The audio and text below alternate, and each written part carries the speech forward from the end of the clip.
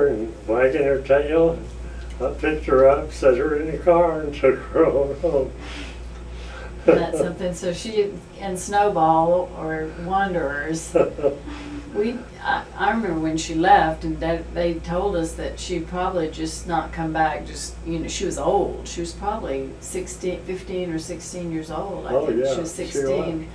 And they said when she had puppies, she left and had her puppies, and that probably when she died, she'd just probably leave and we wouldn't see her again. And so we figured that's what had happened. And sure enough, she came back. She came back, and I don't know how long we had her after that. That's amazing. I remember her leaving. We didn't move her down here, but... No, she was already gone. But she did disappear again. She didn't, we didn't know when she died. She disappeared.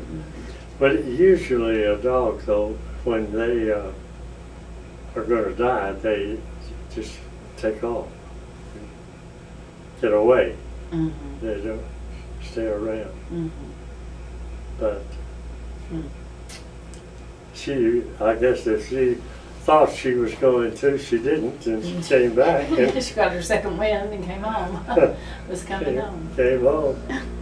But she left in the wintertime. That's the reason it makes it kind of crazy. And somebody must have kept her through the winter, the rest of the winter, because it was cold that winter. Mm-hmm. Pretty, the weather wasn't. She wasn't the prettiest dog you've ever seen. She was kind of chubby and just black. We used to say she was part Chesapeake Bay Retriever and part bird dog. That's all I remember thinking. That she was she probably about that tall at her head? Well, no, not that tall.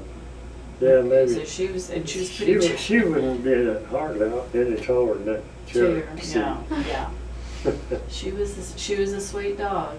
She just, the only thing you couldn't do is pull her tail. That's the one Don't I touch told her you. tail. I told you a little about her. The lady tried to give her to me, and I wouldn't take her. And then she said, "Well, I'll just give her to Corrine." Oh yeah. She's mine, huh? That's the way we got her. I guess Sharon must have heard that because Sharon kept giving us dogs too. We ended up getting 3 from her at different times. Yeah. Oh, and we got one from you. Yeah, you got, which one? Heather? Yeah. Mm-hmm. Yeah. So as a dad, was it weird when Corrine started driving your first kid? What was it like? Oh, well, I'll tell you what. We didn't have hardly time to think about it. To tell you the truth, because everybody had to go someplace early in the morning, and when she got to the high school, yeah, you were going to high school. Mm-hmm. When she'd get to the high school, she'd park, and that was the end of the morning drive. And then she'd start out in the afternoon from there, picking us up. And she'd get the girls and then go get Mother and Dad. I know. I don't even remember thinking it was a big deal because. Well, it's a big deal. You kept us going. Yeah, but it wasn't like kids these days getting a car to run around with and that kind of thing. It wasn't that at all. So I didn't have to feel like I had a car by any means. Even when I was driving that Studebaker, I didn't feel like I wasn't claiming that one. It was kind of a sand color when our family had this ugly old car. I thought it was ugly. Daddy probably didn't. And when we got it back, it was black with a red roof or red with a black roof. It was just, they had just painted it. I mean, And this it was was a flat, big horrible. old brush. It was horrible looking. And the gears would stick in that thing. And, it was bad enough that the gears would stick, but the worst thing was Daddy taught me how to fix it. So I would have to get out, pull up the hood, fix the gear so that it would shift again and then go. And that was just, it was very humiliating. That And was not my sometimes it'd be right in the fondest middle of the memory. street. Oh, there was an accident behind this long row of cars behind us, and one car bumped into another one, and I felt like it was my fault because I was at the head of the line when the light turned green. Yeah, but she was already stopped. Yeah, yeah, they just weren't, they weren't paying attention, but anyway, then we got rid of that, and it seems like you got two little Fords, like a Fairlane 500, that was one of them Yeah. that you had. But then another little white car, which I thought Oh, was, Subaru. no, that was still in Denton. We got two Oh, it did? cars, yeah. And it seems like they were both white. I don't remember, but they were better, at least in my Yeah, mind. the other car was a car that,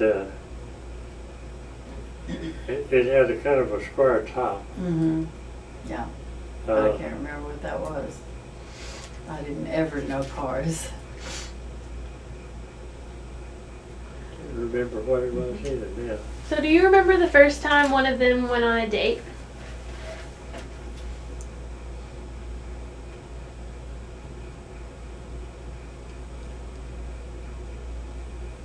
I should. I know didn't do for very sure. much dating in high school.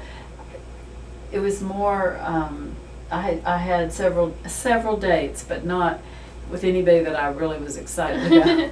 So, but I had a really good group of friends, and we went all the time. So, you know, it was kind of a mixed group thing, and so that was, to me, that was much When- more what I remember When about high Corinne school. was going, in the group that'd be just about equal, Mm-hmm. boys and girls, that'd be about the same of it Oh. each time. But when Corinne met David, that changed things. They fell in That love. was the end. That was the end of.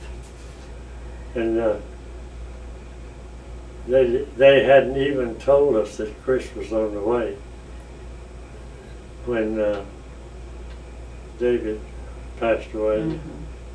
He had a kidney stone, which these days, if you had a kidney stone, they just blast it and they And did you know surgery, and he got a blood clot in his lung, Oh, gosh. and died. Now I found out that 15 red cherries don't get rid of it. Yeah. And he had that got him out of the service, Mm-hmm. and then it got him, or it killed him. Mm-hmm. Well, he was killed by Blood clot, blood which is clot, what but you've had. he'd already Surgery. had to have surgery before. You just never know. Yeah.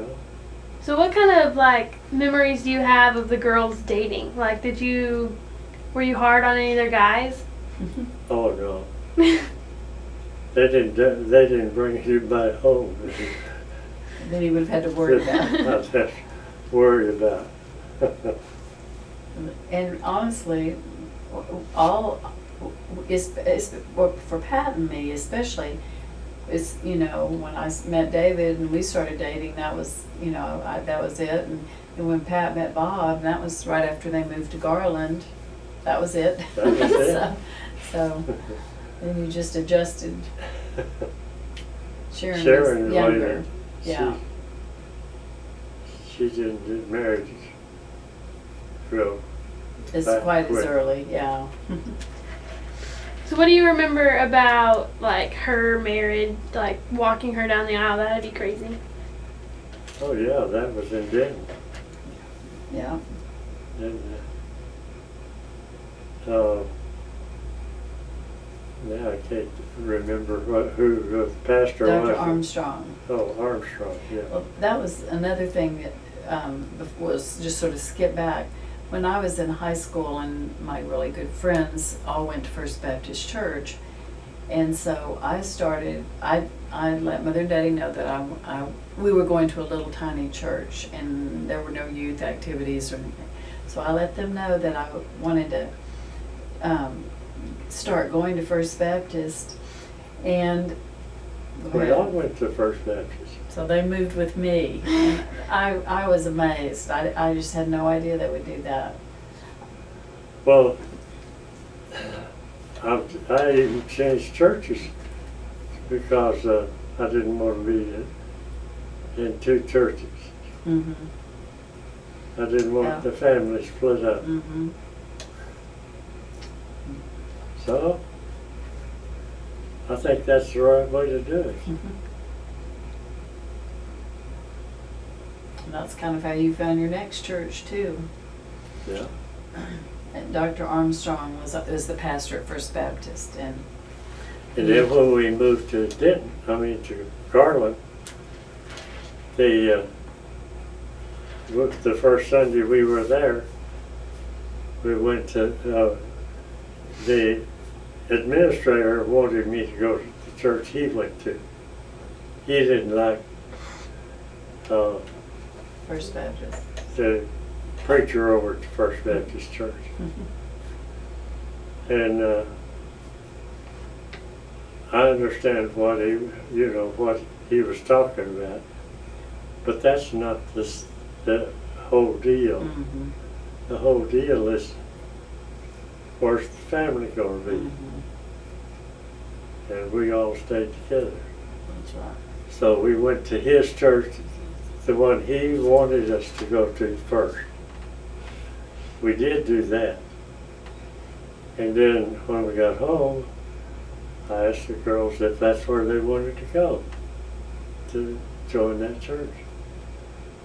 Goodness no, they've been used to going to school, and they have lots of kids down there, and there wasn't a half a dozen over where we went. Mm-hmm. And it wasn't long till that church folded up. Mm. Actually, the church over there on Club Hill Road Mm-hmm. is the break off Oh. of the Second Baptist. Mm-hmm. So that's what Right. is left Mm-hmm. of that church. Right.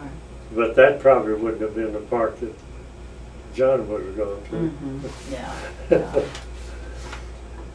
And we went to the First Baptist Church then on the next Sunday. And when I got home, I asked the girls if that was where they wanted to go. And they said, yeah. So we joined the next Sunday. And we've been members of that church ever since. Yeah. Were you a deacon in that church? Huh? Were you a deacon in that church? Yeah. Yeah, I was deacon right after we moved in, starting the next year, I was on the deacon's list. Let's see. What year did you join First Baptist? What year? What year? Do you remember what year that was? Yeah, What year that did was you move? 64. 64. Yeah. Wow. Right. A long time. That's when we joined, and then the house we built it in 69. Well, we went into two other new houses. One of them was a house that a builder had built before we was involved with it. And it just didn't, wasn't enough room. We tried to use a two-story building, but we didn't get the right house Mm-hmm. because all that whole open air over the living room was covered the doors that went into the bedrooms upstairs.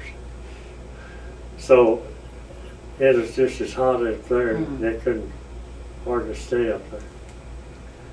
And we only stayed there about a year, wasn't it? It seems like Until we that. could get Uh-huh. another house built. Mm-hmm. Mm-hmm. Right. And then And we always built out the Edge of town. edge of the building, you know, the main building. And now, I guess the edge of, or the end